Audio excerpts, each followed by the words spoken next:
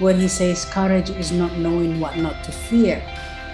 And so that has been my GPS for the last couple of years now. And I think that's exactly what we don't need to fear.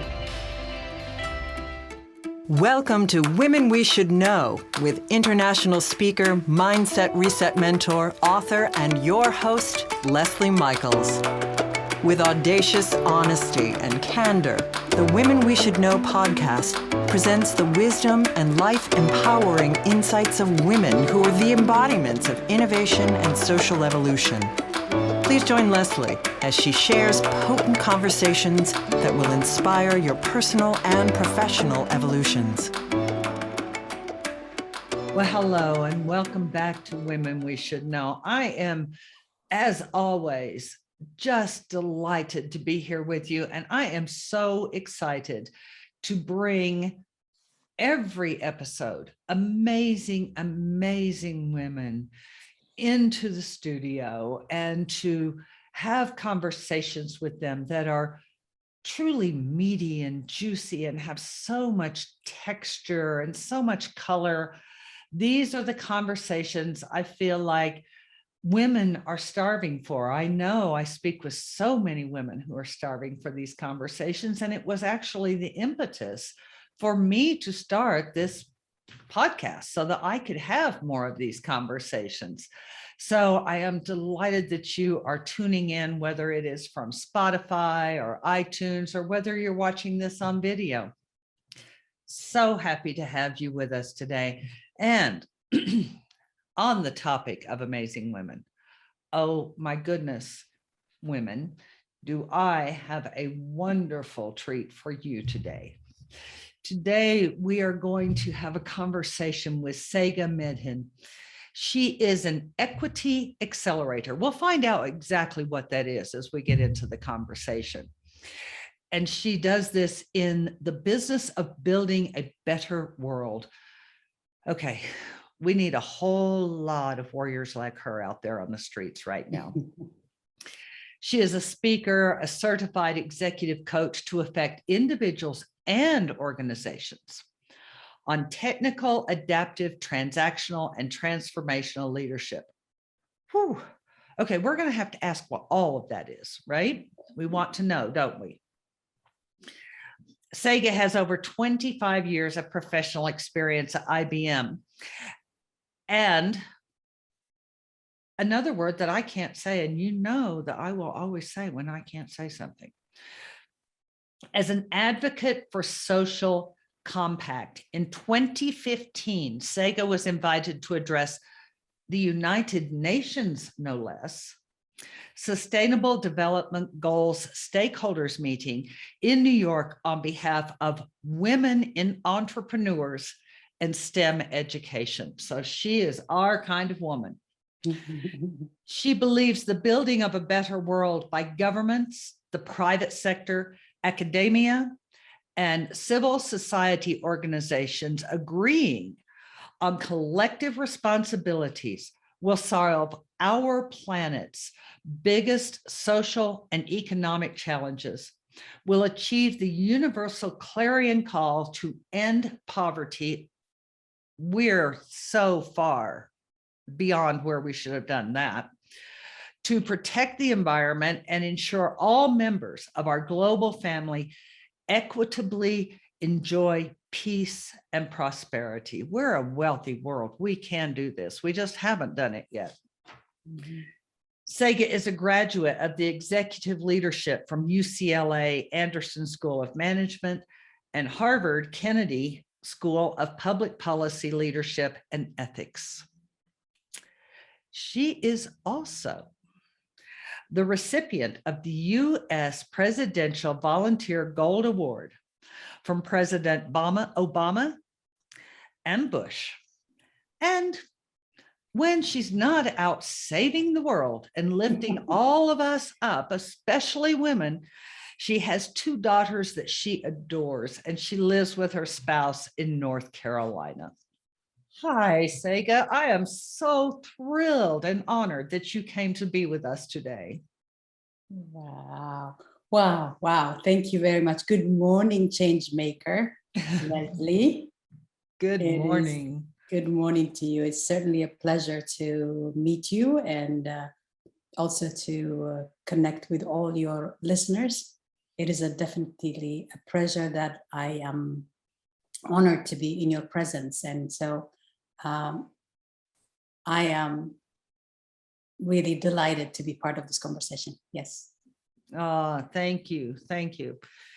And it is an honor to be with you. It is an honor to be able to give our voices out through the airwaves to all the women and maybe some men who are tuning in, and to invite us into this collective that is rising. But before we get into speaking about that, I have this fun little tradition I like to do, and that is to ask all of my guests at the beginning, what is not in your bio that you would love people to know about you? What's not in there is obviously the moment that we are called to really show our power, which was during this COVID time. I think it is a time that has called for each one of us to be really present.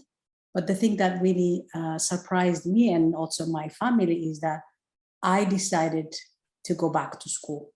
And that was the biggest challenge, and not less to be part of the Harvard Kennedy Public School of Policy. And that was something that the fear that I had about what COVID was going to do to all of us was surmounted by the fact that I needed to be with somebody globally connecting, because this was obviously an online school class for the whole 2 years. And that was just, I think that kept me sane. Sanity, going to school. I don't know if that's the right thing, but I think that was the one that made me feel really good about myself, and then also handling the uncertainty of the world that's surrounding us. That's beautiful.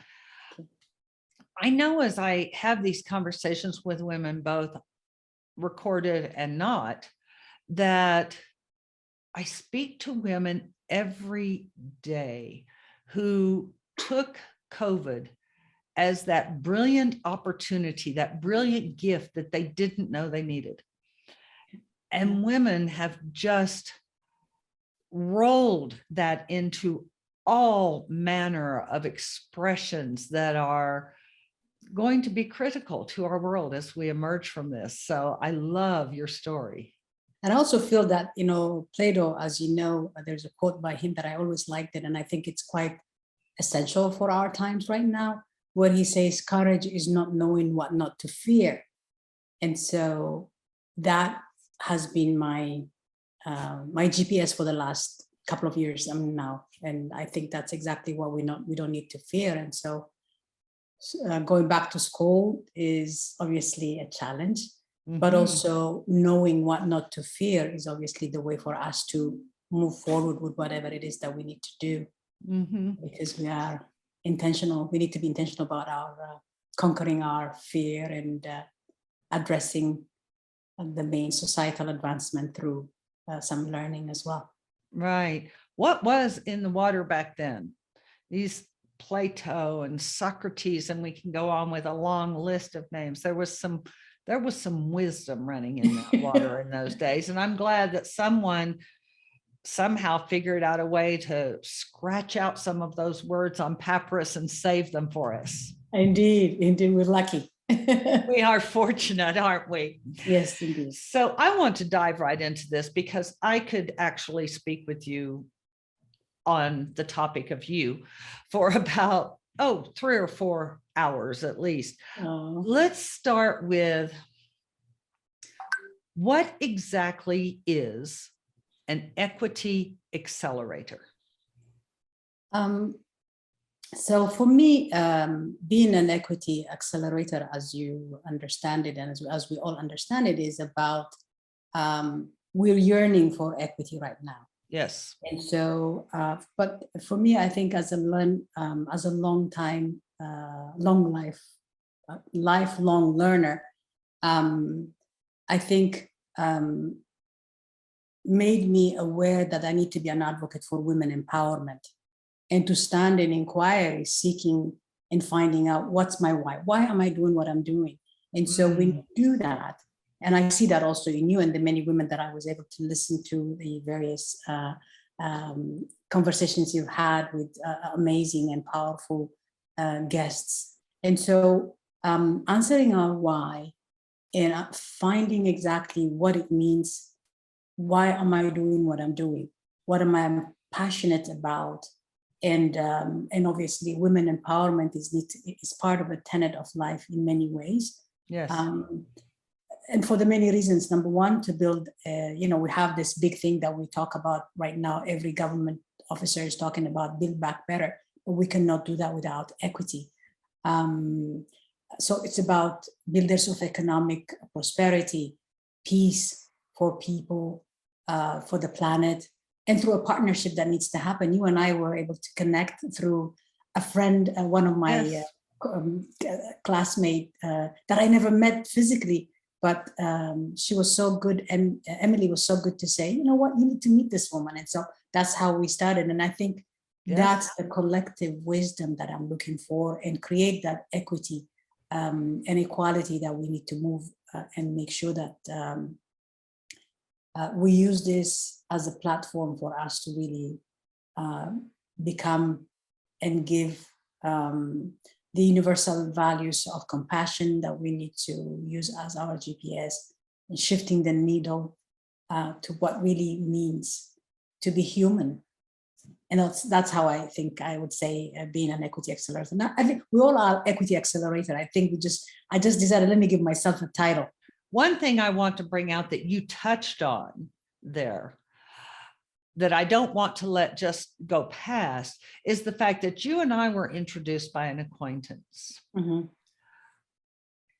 It has occurred to me for a long time that women, because we are relationship oriented, we are collaboration oriented, mm-hmm. that we have so much equity in our relationships that many women are not recognizing, and so therefore they're not accessing it, and they're not using it to their benefit and the benefit of everyone with whom they have equity. Are you experiencing and seeing that same phenomena? Yes, and I think that's probably, thank you for the question. I think it's what we are trying to find out in this moment. I think it is, and I think in every area that we are working with, is that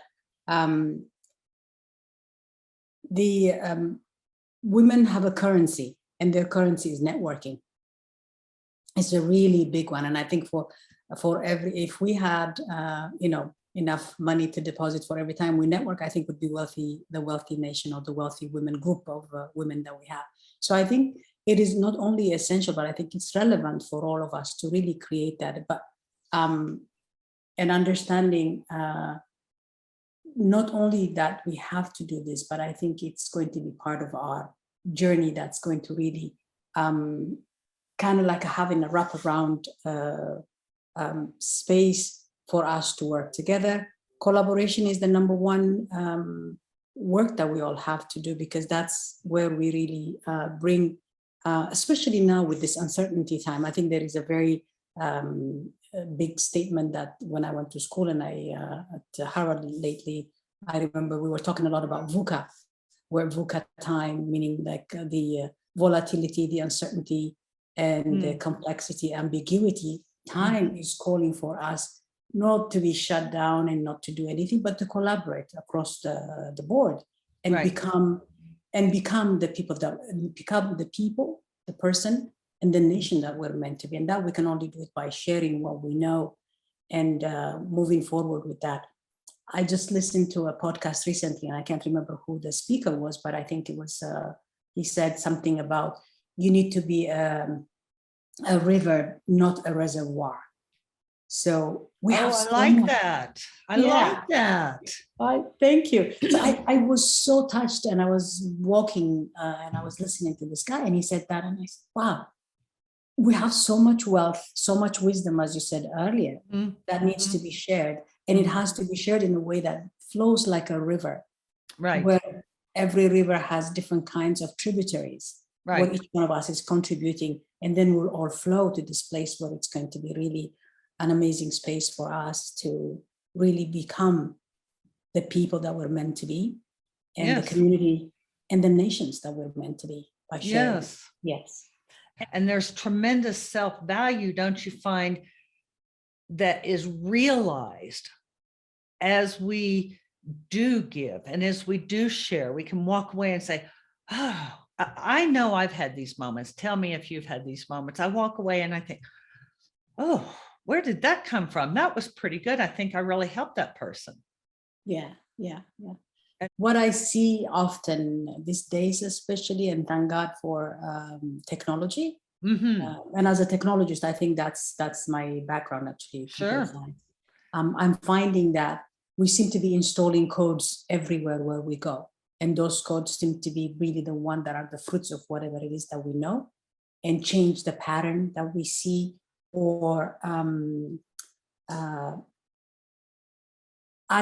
making a difference by being the difference. That's where I think we are, all of us in that space. And that's what I think you and I connected on various levels. And every time I talk to you, it seems to be that I'm really discovering, oh, how much of you and I are similar than we are different. Yes. That's how we're really discovering. And so when we find alignment, the direction is obviously there. And so the commitment to do work together comes up as just like the river is flowing, and say, okay, now you know what? She was the branch that I found and I'm just moving with her, or she was the pebble that was there and I'm moving with her, or she's moving with me, or I'm moving with him. That's the kind of work that we're all doing, working to make this a better world for all of us. Yeah. The analogy you just made of how we interact in life and code, because we're going to come to your technology expertise, but I'm kind of saving that for down the road, because it's really kind of the pièce de résistance. So we're saving it for the entree. Yes. But I really appreciate this analogy. I know I'm going to be playing with this for days, how we are setting code everywhere we're going. That is brilliant. Well, thank you. Yes. And I'm good. I'm glad to be in your company then. Oh, thank you. So before we get to technology, because there are some pieces that just kind of feel like they build up to that naturally. I would love for you to speak on a topic that you have spoken on in front of very large audiences. And this is women as peace builders. Yes. I think I'm embarking on even a bigger platform right now. And thank you for asking that question, because I think the absence of peace right now is so vivid.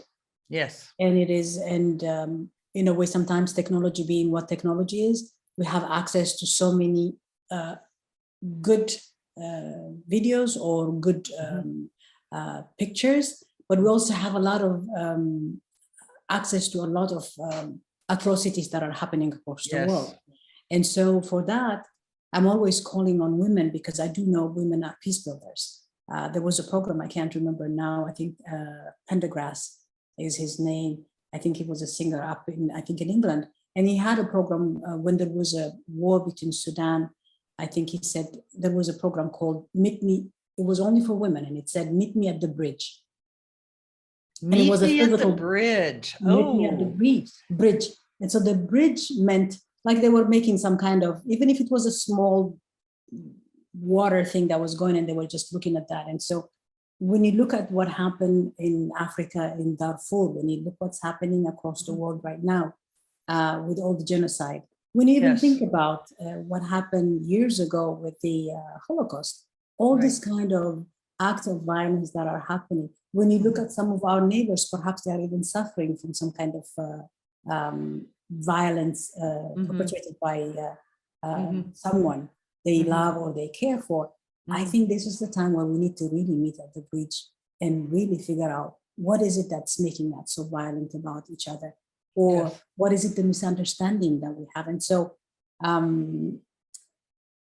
I think our inner capacity, sense of self, dignity, and respect around humanity needs to really come back again and really work towards how is it that we're doing what we're doing. If we can stand in inquiry and understand and ask the questions, what, so what, and now what? What do we know now? So what do we know about it right now that we can handle it? And how do we really manage this thing? I think understanding why, and then we can obviously go into the fact that we're doing this because it's important for us. We're doing this because we have a legacy to protect, a legacy of kind people, of gentle humanity, that we're also kind to our own planet, that we're not really becoming so overwhelmed with all this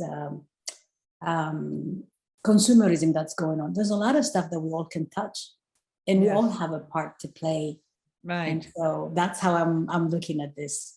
I don't know if it makes any sense, but that's how I think it works. Okay, I just want to just dissect or deconstruct what you just said, because there is so much power in what you said. If we can stand in inquiry, I have not said it not nearly as eloquently as you just did, but I have been shouting from rooftops for a while that this is what we have lost, and this is what is doing vast harm to us, is we have lost curiosity. But what you say, if we can stand in inquiry, is so much more elegant.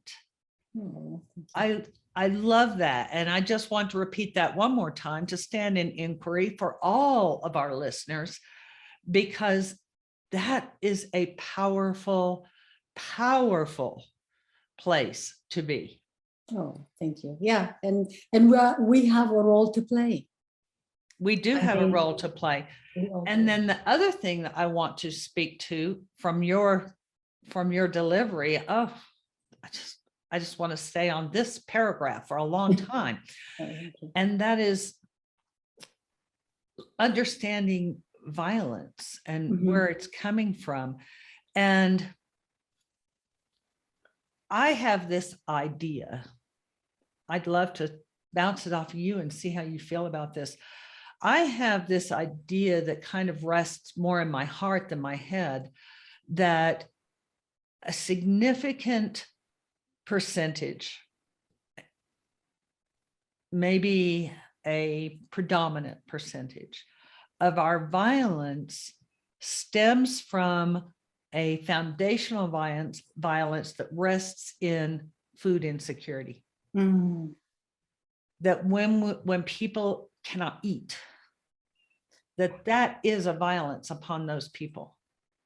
Not feeding people, not allowing people food, not allowing people to feel safe, that they will be sustained, is a violence, and that is going to rise up into other forms of violence.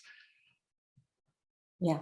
And I think and I like that. I think I like the way you're saying it, because I think that's the essence of what really is the disparity. The inequity that we have in this world is really creating that. Yes. So when we are moving from a place of abundance versus that of scarcity, I mean, I would be, it's amazing how the world is thinking about many nations. For example, right now I work with refugees sometimes, and it is, I myself actually am a refugee. When I came to England the first time, due to the calamity of war that had happened, very well, in England really accepted me very well, and I really enjoyed being there. But I think when you are there and you've lost everything, you don't have anything, and you come to a place where there's really nothing that belongs to you, and you work your way through to become a person that wants to belong. And belonging is a big issue right now. I think it's huge. So a lot of us want to belong. I think going back to Plato, where it says courage is knowing what not to fear, is that because know that on the other side there is another opportunity for you. Yes. And so where I find that we have an opportunity to make a difference by being a difference, or just leaving what's comfortable and becoming to a place where we really don't have anything, it's a new place, a new environment. You're all fearful. And so I was fearful, and I didn't know exactly what it meant for me to do that. And the reason I left was because there was violence. Yes. And so that violence is also perpetrated today the same way it was perpetrated, and even the same country that I came from. And so, but what we need to do is obviously to shift our consciousness for some kind of strategic action, whether it is to say, okay, this is not right. Why am I doing what I'm doing? Now that I know what I'm doing, so what should I do now? That kind of inquiry, standing and inquiry consistently, I think it will help us at least come out of this area where we really have a chance. And women have a great role. We do. Yes, you speak of women of today being or empowering the women of tomorrow. Yeah, and because that's becoming. We want to become. And I think the book of Michelle Obama talks about becoming. And I think she takes us through her journey of who she was and where she become. And that inspiring moment. You and I come from obviously different backgrounds. And so when I look at me and where I was and what I did and what I have become, I think it's a story for all of us to tell our story in a very authentic way. Is the one that is going to inspire us to do better for ourselves and for our community and our nations, really. That's how I think it's quite transformative in a way. I think that's how I'm thinking. It is transformative. Yes. And it's transformative beyond ourselves. When we can be authentic and transparent and tell our story, what I have experienced is other women coming up and saying, I've never spoken of that before. And it gives them permission to use their voice. There's an expression that says, give women their voices. It's not a matter of give women their voices. It gives them permission to use their voice, to express their voice, to share their heart. Yeah. I agree. Yeah, absolutely. And one of the things that I also see is that I like the fact that we're all into the empowerment space. But I also believe, and the reason why I went back to school to Harvard was because I realized that whatever these actions and the streets that we're going out and do all the different kind of demonstrations need policy. It's all about policy. At the end of the day, change is about policy. And so how are we voting? How are we really holding people accountable? How do we really make sure that we're sitting at that table that has not been really helping propel or really talk about women's issues, or talk about the different kinds of issues that we have at hand. And so we have that role to play, and we have that opportunity to really make a difference by being a difference. And so, for example, women are good entrepreneurs, but then one of the challenges that we have is access to capital and resources. How do we do that? Yes. How are our policy addressing that issue? Exactly. So all those things kind of challenging, that I believe every challenge is meant to be surmounted. And you and I and the many women, all your listeners are ready. I mean, we all have a part to play in it. I don't remember who it was, but it wasn't Plato, but it was one very wise philosopher who said, in every question exists the answer. And so it's a matter of continuing to, instead of just dwelling on the question aspect, what is the answer that rests in here? It can be as simple and profound as the great Shirley Chisholm said, if they don't give you a space at the table, bring a folding chair. It can be as simple as that and profound as that, or it can be something else, but to actually look for the answer. And I know one of the places that you have found a lot of answers and where you are truly empowering and uplifting women is the area of STEM. And I would really enjoy you sharing with me, because I love it when you speak on this topic, but also with our listeners, how you are using STEM. And I love this phrase that you have coined. Love this. STEM as a weapon of mass connection. Mm-hmm. Yes.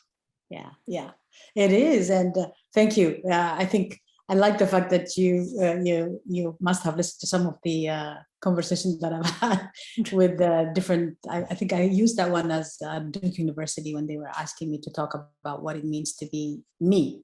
And so I said, STEM was the one that took me out of whatever I was. And so I became me because of STEM.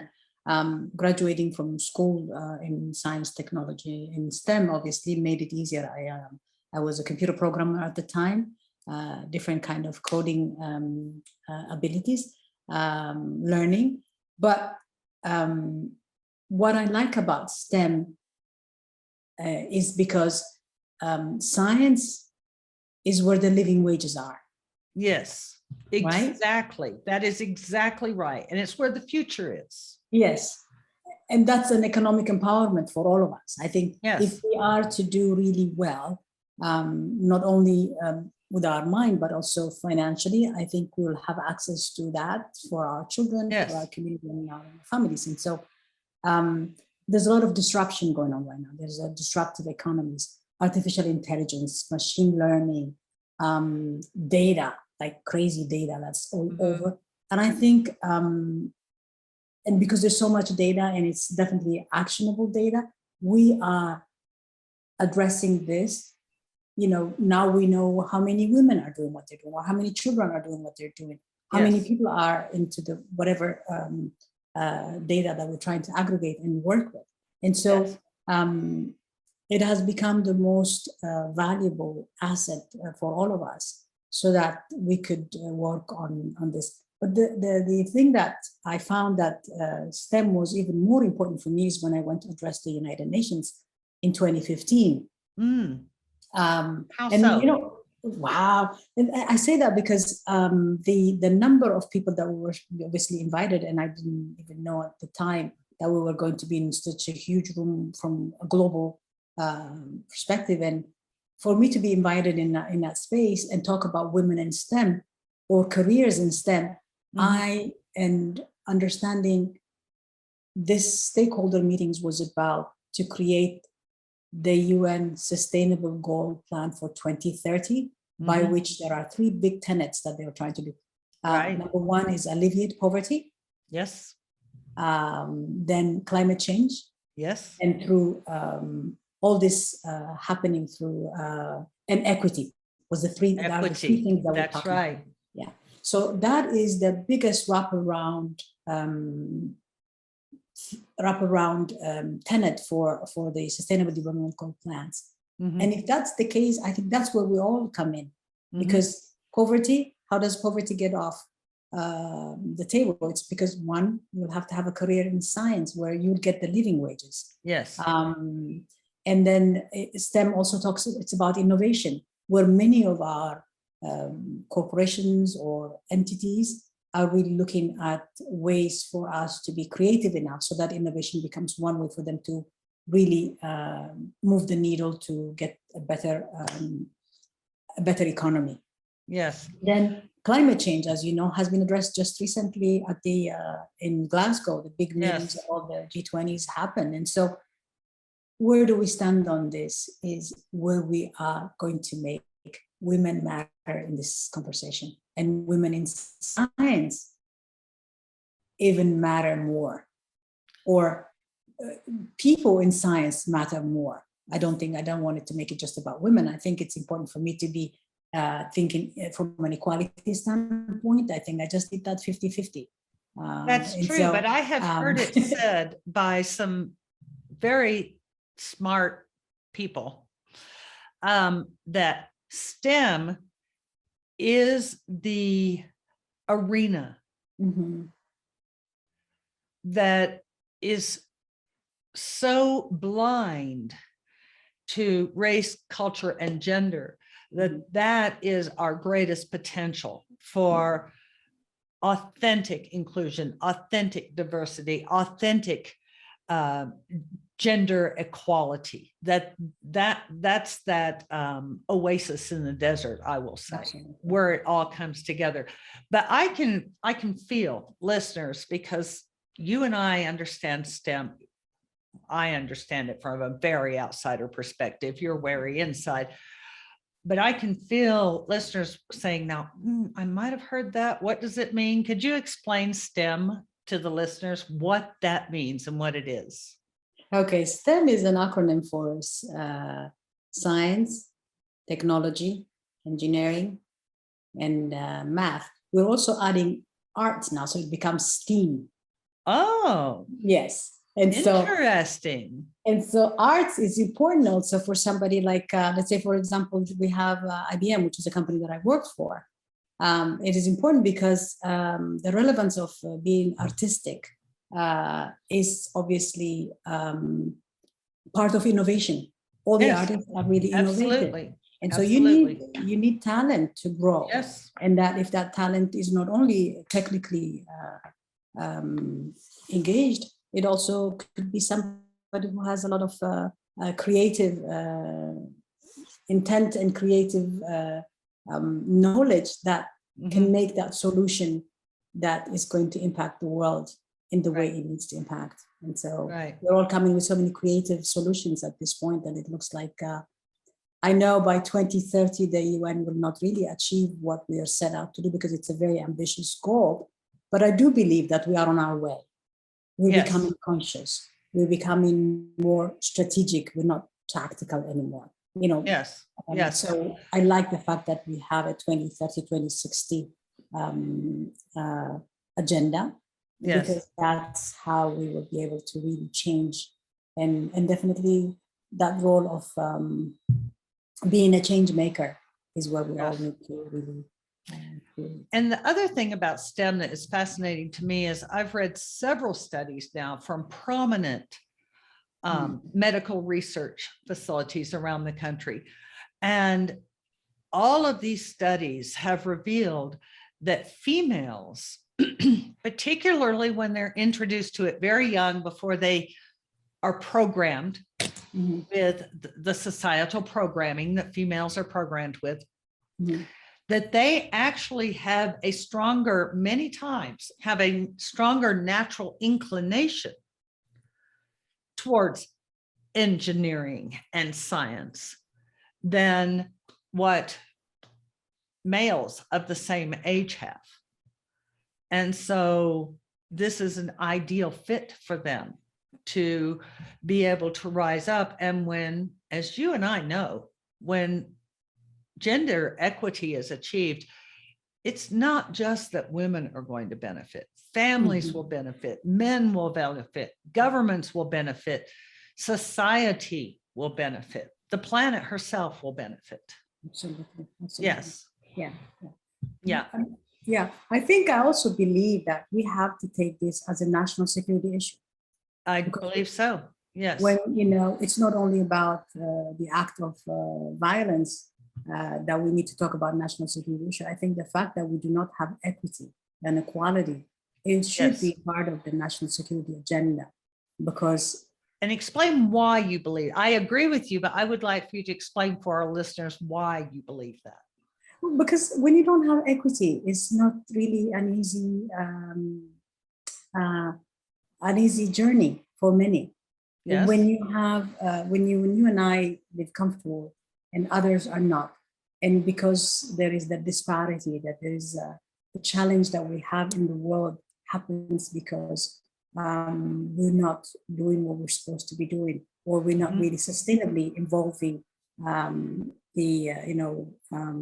leadership. The absence of leadership, I think, is obviously a biggest issue that we have right now. And so I do believe that's one of the reasons why I believe that this is a national security issue, because when people are not happy, there's a data right now that says many women are leaving the workforce because they don't seem to be valued, right? Yes. So what That's does that right. mean? How are we going to handle the economic development of our nation? That's How right. many women are leaving, they've been waiting to become partner in some law firms and it doesn't happen, but after 20 years and they say, oh, come on back and do this. No, that's not the way to do it. I mean, if you think or if you believe that you have seen my work and I'm smart enough to do exactly what I'm supposed to be doing, I need that. I need Yes. that belonging. I need that, and the awareness that we have to do across. And the most important thing is, how are we raising our boys? Oh, well, now that's a whole program. Tsegga, that's a whole program. We could sit here and talk about that for a long time. And we are raising, we are robbing from our male children as much as we are robbing from our female children. And I'll just give one quick statistic on that. And that is the fact that a lot of these women who you cite who are leaving these positions after 20 years because they just keep getting passed over for lesser qualified males. They are leaving, but they are leveraging all the equity that they had established, all the personal equity they had established. And they are starting businesses or they are starting nonprofit organizations, and they are leveraging all of this to be focused on the betterment of all people. And that's a brilliant thing. But the point being, what's happening in many of these cases is the men are retiring from their jobs. They're staying home. They're taking care of the children. They're taking care of the home. They are profoundly fulfilled. And the kids are thriving because they have a full-time parent. So yes, we're robbing from our young boys as much as we are robbing from our young girls. We're robbing them of their natural inclinations. Absolutely. Absolutely. Yeah, absolutely. I could go on and on and on with you. I would love to, but we're getting close to the close. And before we do, first of all, for all the listeners, I am going to do for you as I always do for you. I love doing this for you.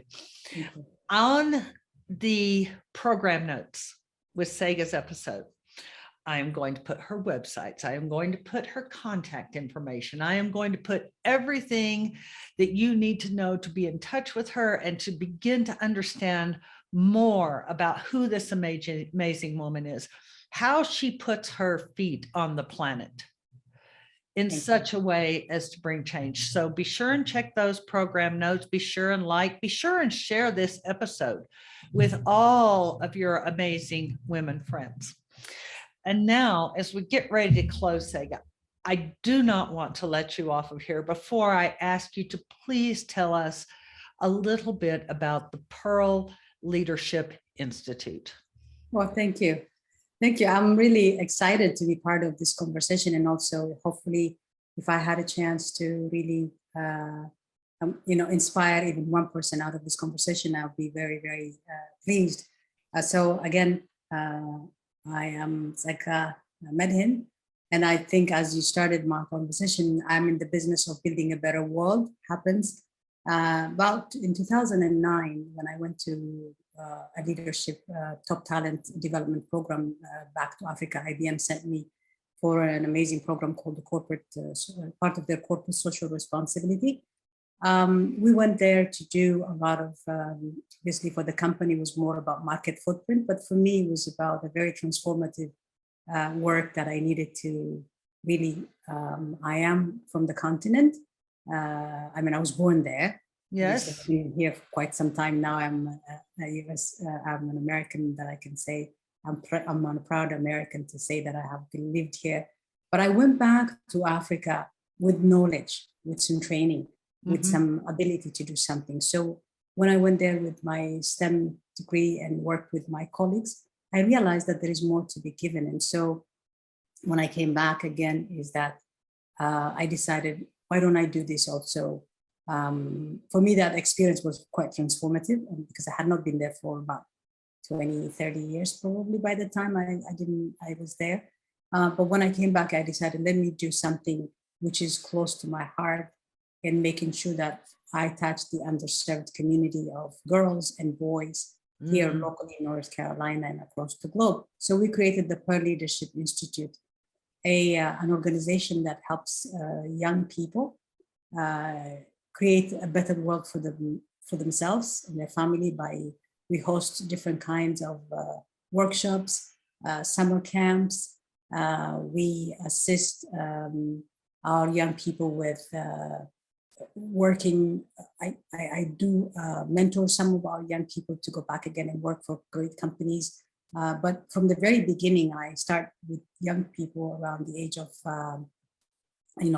elementary school, and we take them into summer camps. And we have shifted our thinking of using the UN Sustainable Development Goal plans as one of our ways to use making sure that they are engaged with the world to find solutions for the challenges we have in the world. They could be talking about, if number one is about hunger, how do they alleviate hunger by them becoming more involved into what are the new solutions that they could find? If it's anything to do with education, how could they be part of that? If it's anything to do with health, would they like to be part of the health industry? And so those are the kinds of things. So using this as a trajectory for them to think about what should be their career. So we have the Pearl Leadership Institute has been in business then since 2009.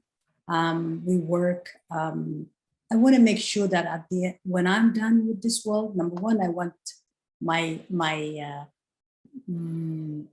life to say, I was a meaning maker. A meaning maker. I love that. Because life has to.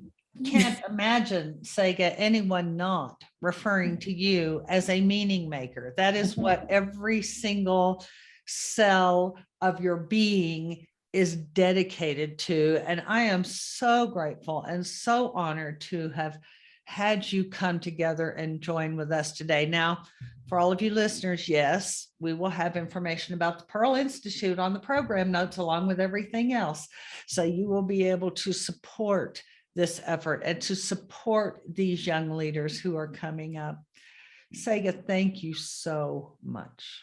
Thank you. Thank you. It was a pleasure. And I know you and I are meaning makers of many. And so I am really delighted to be in your company. And I'm so glad also we're responding to every call that exciting our spirit, just like we are doing here. So thank you. It's a pleasure. Thank you. Thank you. And thank you, the listeners, for tuning in for another episode of Women We Should Know. Now, as those of you who've been with us for a while know, and for those of you who are new, let me share with you. Our purpose at Women We Should Know is to bring to you the voice, the innovation, the audacity, the daring, the courage of women whose names you might not have known yesterday, but you are certainly glad to know today. Women who inspire, women who walk forward ahead of us, carrying a torch so that we can see the way.